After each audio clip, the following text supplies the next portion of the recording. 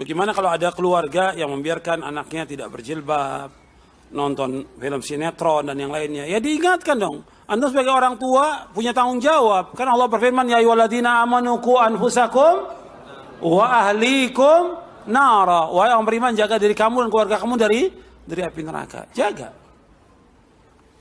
Jadi harus wajib itu, orang tua wajib ingatkan istrinya, anaknya untuk sholat yang 5 waktu, untuk mentauhidkan Allah, menjauhkan syirik, menjauhkan bid'ah.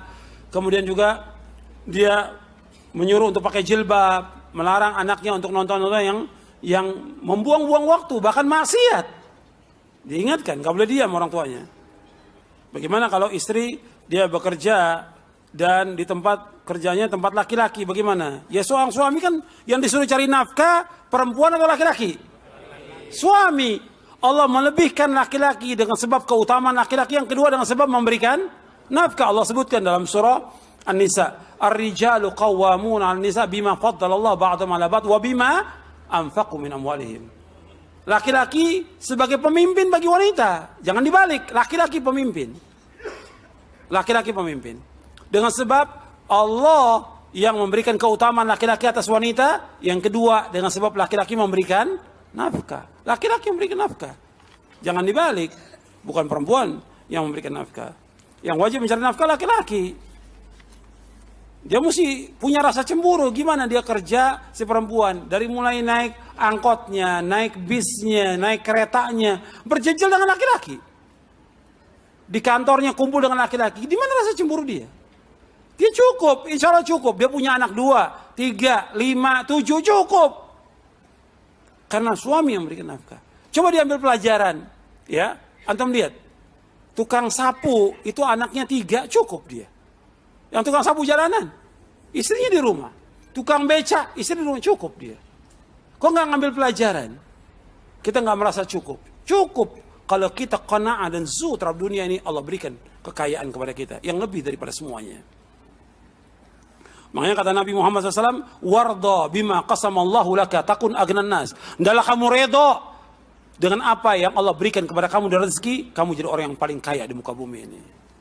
Kita harus qanaah, merasa cukup dan puas dengan rezeki Allah.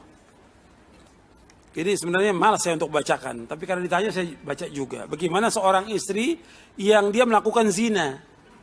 Ya gimana suaminya? Ini kalau melakukan zina, hukumannya apa? Rejam, mati. Nggak bisa jadikan lagi sebagai istri. Dia sudah selingkuh, dia sudah berzina dengan laki-laki yang hukumannya direjam. Ini suaminya nggak punya rasa cemburu. Suaminya nggak menyuruh dia untuk taat. Seorang istri wajib taat dengan suaminya. Jadi nggak bisa dibiarkan yang seperti ini. Hukumannya yaitu dia direjam. Nggak bisa dibiarkan jadi istri karena udah nggak baik perempuan yang seperti ini. Makanya nggak boleh juga jadi seorang suami yang dayuth. Dayuth itu membiarkan kejelekan dalam rumah tangga, nggak boleh. Dia harus betul-betul ketat kepada keluarganya. Jangan sampai istri berbuat maksiat, jangan sampai anak berbuat maksiat. Nggak boleh jadi dayuth. Dayuth itu membiarkan kejelekan. Anaknya pacaran dibiarkan. Istrinya ngobrol dengan laki-laki dibiarkan. Ini dayuth. Berjalan dengan laki-laki berdua dibiarkan. Ini dayuth. Nggak boleh. Bagaimana dengan orang-orang yang tinggal di pedalaman yang tidak tahu Islam? Kalau soal ini, serahkan kepada para ulama. Yang penting kita bicara orang yang tinggal di kota. Ini udah dengar ceramah, masih melanggar syariat. Mereka dengar ceramah ini. Kalau di pedalaman sudah. Nggak ada dai. Biarkan Allah mengatakan, wa ma kunna mu'adzibin hatta nab'atha rasul. Kami nggak akan azab satu kaum sampai kami utus seorang rasul. Tapi yang penting sekarang yang orang-orang yang sudah mendengar dakwah ini, yang mereka wajib untuk melaksanakan, menjauhkan perbuatan dosa dan maksiat. Bagaimana saya pernah berbuat zina, cuma kadang-kadang terbayang perbuatannya. Ya taubat kepada Allah dengan taubatan nasuha. Jangan ingat lagi dengan perbuatan itu, taubat kepada Allah dengan taubatan nasuha. Karena ini hukumannya berat. Dan dosanya dosa besar, bukan dosa kecil. Ketika orang itu pernah minum khamar, dia pernah berzina, atau pernah berbuat maksiat yang lainnya, taubat kepada Allah dengan taubatan nasuha. Jangan ceritakan kepada orang lain. Jangan ceritakan kepada orang lain. Tutup perbuatan jelek itu yang pernah kita lakukan dulu, tutup. Jangan ada yang tahu. Taubat kepada Allah dengan taubatan nasuha. Perbanyak amal-amal soleh. Perbanyak amal-amal soleh yang dapat menghapuskan dosa itu. Seperti terus berbuat baik pada orang tua, melakukan ibadah haji, melakukan ibadah umroh, berbuat menolong orang-orang yang susah. Itu juga diantara amal-amal yang dapat menghapuskan dosa-dosa. Di antaranya juga jihad di jalan Allah yang sesuai dengan syariat.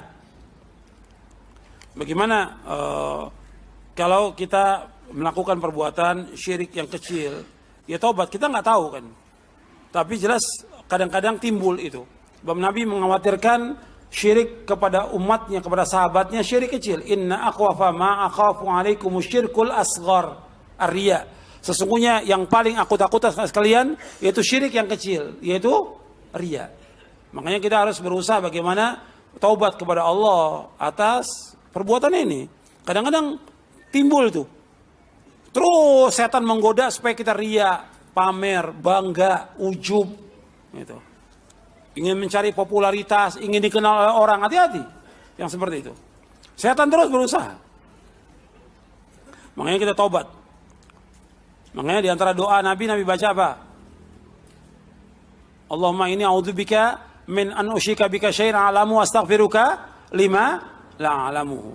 Ada dalam buku doa dan wirid itu doanya. Apa benar kalau orang minta diruqyah itu bahwa dia tidak masuk surga? Enggak benar. Ini salah memahami hadis tentang 70.000 orang yang masuk surga tanpa hisab, tanpa azab. Enggak disebutkan enggak masuk surga, bukan.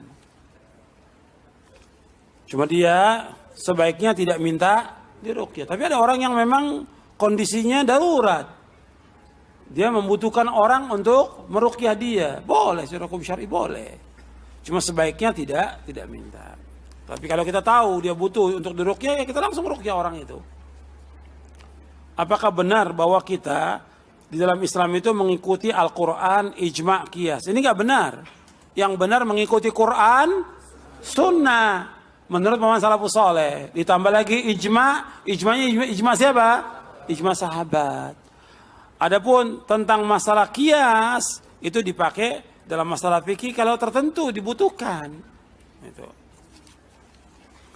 Kita tidak seperti Ibnu Hazm yang melarang qiyas dan tidak seperti yang lain memakai qiyas untuk semuanya, nggak bisa. Qiyas diperlukan dalam hal tertentu saja ketika dibutuhkan.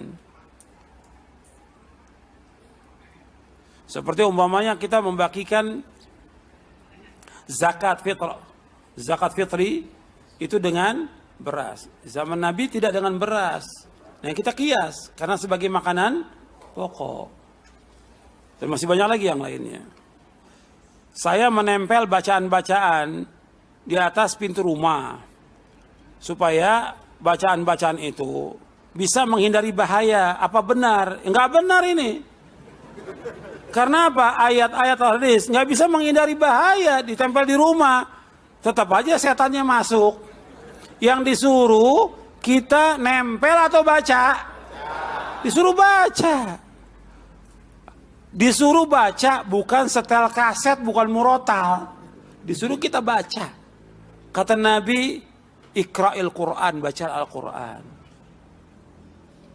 Kemudian Nabi juga mengatakan, la taja'lu buyutakum maqabira. Inna syaitana yanfiru minal baiti alladhi tuqra'u fi suratul Baqarah. Jangan kamu jadikan rumah kamu seperti kuburan. Sesungguhnya setan lari dari rumah yang dibacakan surah Al-Baqarah. Dibaca, bukan ditempel. Nggak ada contoh dari ulama salaf nempel rumah ayat kursi, Al-Fatihah, akhir surah Al-Baqarah, Al-Ikhlas. Nggak ada contohnya, nggak ada contoh. Pernah ditanyakan kepada Syekh Abdul Aziz bin Abdullah bin Baz rahimahullah, ya Syekh, apakah boleh kita nempel bacaan-bacaan itu? Nggak ada contoh dari ulama salaf, nggak ada, dan nggak ada manfaatnya menempel yang seperti itu. Disuruh kita baca, bukan ditempel. Al-Quran juga bukan dipajang. Di rumah antum mungkin ada 10 macam Quran dipajang. Al-Quran untuk dibaca, bukan ditempel. Ini banyak umat Islam cuma lihat aja Al-Quran, dicium. Udah. Disuruh baca, ikra'il Quran, ikra. Suruh baca, bukan dicium. La haula wala quwwata illa billah. Yang satu ditempel, yang satu dicium. Suruh baca, fahami isinya dan amalkan. Baru di situ ada cahaya, baru di situ ada izzah, baru di situ Allah akan memberikan barokah, petunjuk dan yang lainnya.